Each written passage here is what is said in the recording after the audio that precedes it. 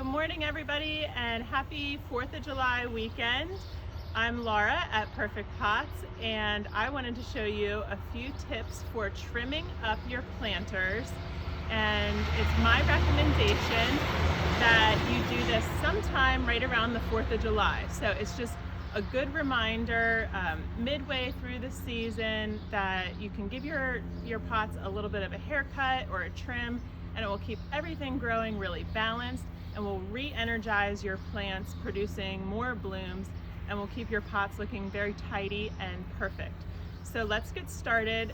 One thing I like to have on hand when I'm trimming up my planters mid-season, I like to have some different tools here. I have some little trimmers, scissors, and some more heavy-duty pruners. Plants have different types of stems. Some are really easy to cut. You can sometimes even pinch them back with your fingers, and some will require more heavy-duty tools. But any of these tools should do the trick with plants that are in your planter. You shouldn't need anything bigger than this. So I'm going to go ahead and start with probably just my scissors. And what we're going to do here is clean up this planter. Now, when I look at this planter, I see a few things that could be cleaned up. The canna lily blooms, and then when the bloom fades, it turns brown. So just by removing those blooms, it really helps keep your planter looking perfect. I also see that there's some leaves that have started to be attacked by Japanese beetles. So unfortunately, we're starting to see those in the landscape. It's just part of gardening. You could spray to kill them. I personally like to just hand remove them so we're not spraying chemicals into the environment. But they are a nuisance, and they do like canna lilies. So we'll just clean up some of their damage and continue to keep after them throughout the season. So first thing I'm going to do is just cut off any leaves that have any of that beetle damage. So you can check this out here. There's a little bit of damage up here. That's from the Japanese beetle, and we don't need all of these leaves. So I'm just going to trim this back at the base of the leaf as far back as I can, so that you wouldn't want to trim it like this, because then your leaf does not look natural. Okay. Another thing I'm going to do too is get rid of any of the blooms that are brown or have had beetle damage. And this just started this week actually, so I wonder if you've seen beetles on your property too. It's like we just got rid of the lanternfly babies, and now the beetles come out. So that's gardening though. There's always going to be some pests in the environment, and we can still just trim up our pots and keep them looking nice despite those little nuisances. So I'm just removing any of the brown, and that's very natural for your canna lily to just produce a bloom and then fade. So of course you could do this more than just once during the summer. We recommend that you give your pots haircuts even once a month through the summer, or more often if you just like, oh, there's one of those guys right now.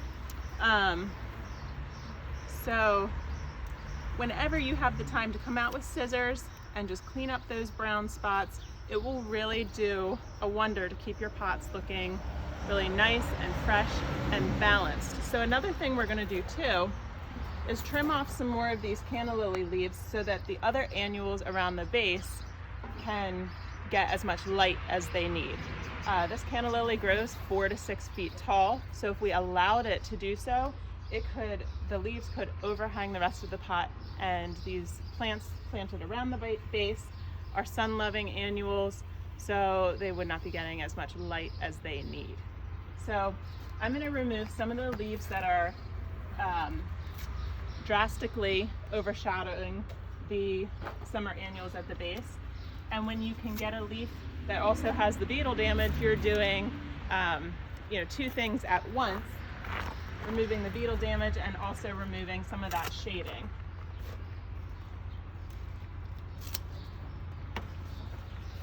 Another time to do pruning that I think is a good time is just before you go on vacation, because sometimes it's shocking to see your pots go from this nice full look down to something more compact. But when you do it right before vacation, you leave and you come back and you notice the regrowth, you don't notice the fresh haircut. So just an idea there as well. I think that looks really nice. And see, now these annuals are gonna get more light. And I'm even gonna trim off a little bit here. This seems kind of unruly and unbalanced.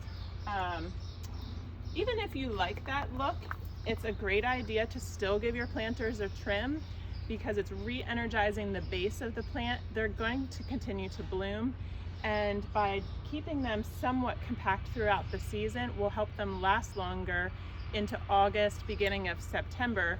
They won't be so overgrown that they just start to fall to the side. So just going to trim a few of these Gomphrena. And the cool thing is, a lot of these trimmings you can bring inside, put in a vase, have in your home for the 4th of July weekend. So we'll do that. A couple more back here. A couple more canna leaves. And then we're going to go inside and I'll show you how to trim up a coleus, which is one of those plants that needs a haircut definitely more than once a summer. And I'm also going to show you how to trim a salvia, a hummingbird salvia. Those also need a constant trim. So come on inside. I'm going to bring my bucket.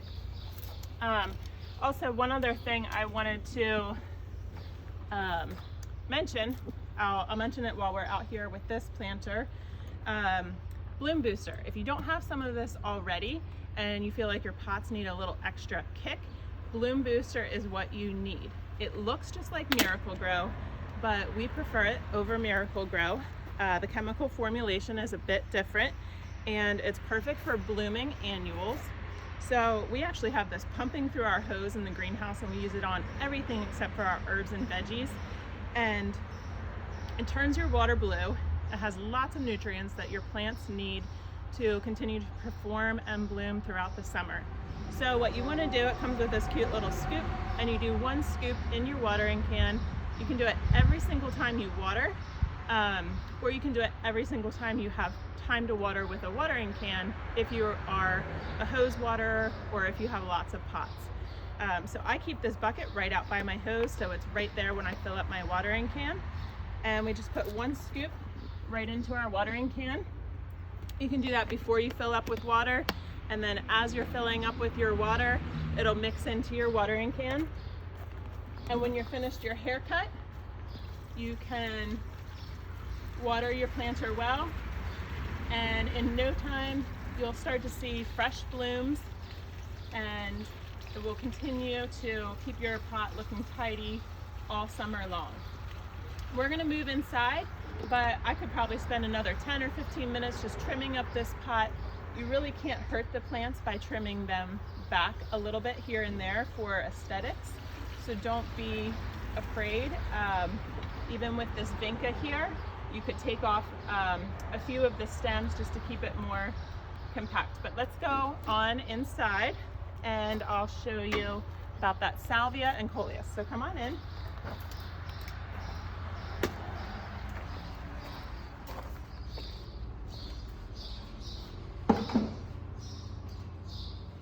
All right, so welcome into the greenhouse. We still have a huge selection of summer annuals. This is the first year ever we're planning on being open the entire summer. So we have lots of inventory and lots of stock for anyone who's late to the summer planting season. We've still got you covered. We have some beautiful pottery coming in, new pieces coming in daily, and a whole greenhouse full of heat tolerant, summer loving plants. So stop by, we'd love to see you. And so here is infamous coleus. If you have one of these in your pot, it may have started out as a little tiny plant, and you may have even thought, is this gonna really even provide any height to my container this summer? And now it's taking over the world. So that's just what Coleus does, and we love it for that wow factor in a pot, but it needs to be tamed. So one of the things you wanna do with the Coleus, it's a matter of preference, but for me, I like to remove the blooms of the Coleus. I don't think they're particularly attractive. I think the foliage is more of the focal point of the Coleus. So in my opinion, blooms should be removed from Coleus. And what I'm gonna do is I'm going to put my scissors right here at a leaf junction, and I'm gonna snip right there, okay? Here's another one here. I'm gonna go right down to the base of that bloom, snip right there, okay? So we would remove the blooms on the entire plant, and I'll just go ahead and do a few more of those because I want to show you the finished product here. And again, you can do this 4th of July just because that's a good reminder that it's starting to get, about midway through the summer season, and it's a good time to give your plants a haircut. You can do it weekly, you can do it monthly. Of course, the longer you wait, the more drastic your haircut will have to be, right? It's kind of like all of us right now. So I think I've got all the blooms. See, that didn't take very long. And if this is a Coleus in one of your planters and your planter is not very large, it might be overcrowding your other annuals. And what you want to do is just bring it back to size. So I'm actually going to take this whole stem that's shooting off to the side. I'm going to take that whole stem down, and I'm going to go right here again at another leaf juncture. So it looks very natural once we remove that stem. I'll trim this one back. I'm going to trim this one back as well. Now this is a lot of the height in the container, but don't forget it's going to continue to grow. Now, one thing you wouldn't want to do is cut at a place that's not a leaf juncture. What will happen, if you can see this, is you'll have these sticks sticking up, which are unsightly. And the whole point of doing this is so that your planter becomes more aesthetically pleasing. So we're going to remove that little stick and go down to the leaf juncture. And this particular one, we can go down even further. None of this is going to harm the plant. It's actually going to put new energy into the base of the plant. So your whole plant becomes bushier and fuller rather than tall, spindly, skinny. First thunderstorm that comes along, it could split apart. So you're really helping it become the strongest plant possible and also keeping it nice and clean looking. So again, I could give this even more of a severe haircut. It's up to your personal preference, and also it depends on the other plants in your pot. So this looks a lot tidier now that we've just trimmed a few pieces off.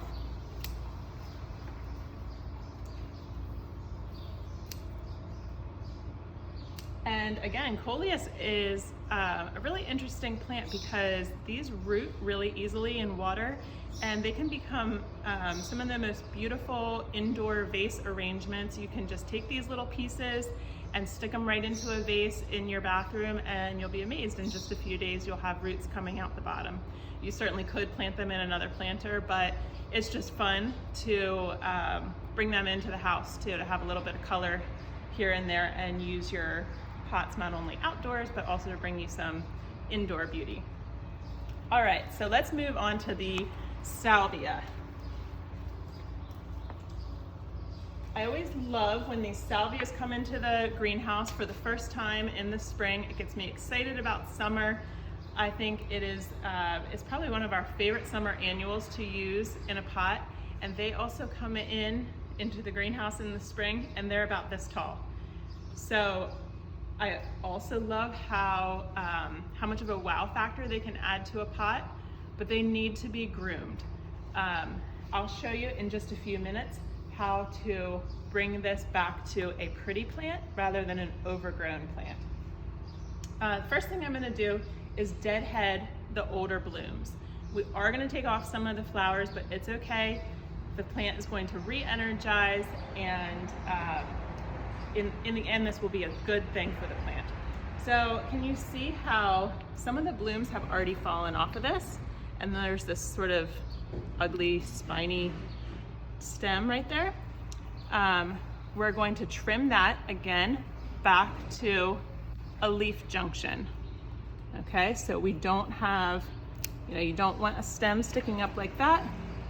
You want to trim it back to a leaf junction.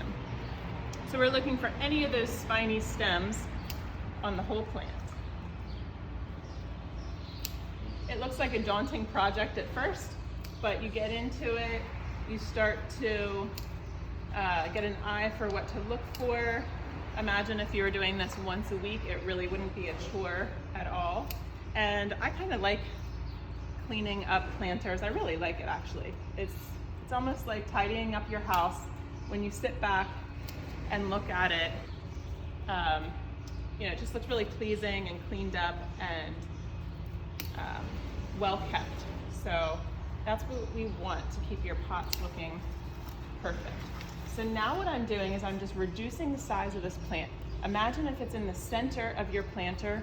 We don't really need to see a lot going on outside of this center plant. So like this whole piece right here is probably, if it was in a planter, it's probably starting to overshadow some of your lantana or lemon coral that we often pair with this salvia. So each time I'm making a cut, I'm bringing it down to a leaf junction so we don't get a lot of those like sticky looking pieces standing up. This one is looking a little bit brown. We're taking that off. And just keep spinning it around here. Take that off. I think I might even take this whole piece off here. So don't be afraid. You're really not hurting the plant. You're re-energizing it, making it look tidy. And you just do a little bit at a time and see if it looks pleasing to you. And maybe you'll sit back, have a glass of iced tea, and see one more little stem that you wish you would have cut off. So you go back out, you trim it up, and just keeping an eye on your pots and enjoying them. That's when you start to see the growth and which plants might need to be trimmed back here and there. So I hope this video was helpful. I'd love to answer any specific questions you have about trimming. If you have a certain plant that's just not doing well, underperforming, overtaking the world, whatever it might be, we're here to help you keep your pots looking perfect all summer long. So all you have to do, you can just comment in the comment section below. You can show us a picture of the plant you'd like to trim. We can even post another video to respond to the plant that you'd like more information on. Each plant's a little bit different, but I hope I gave you some basic tips about giving your pots haircuts, and we hope to hear from you. We hope to see you. Stop in the greenhouse sometime this summer. We'll be here ready to serve you. Thanks everyone. Have a great 4th of July weekend.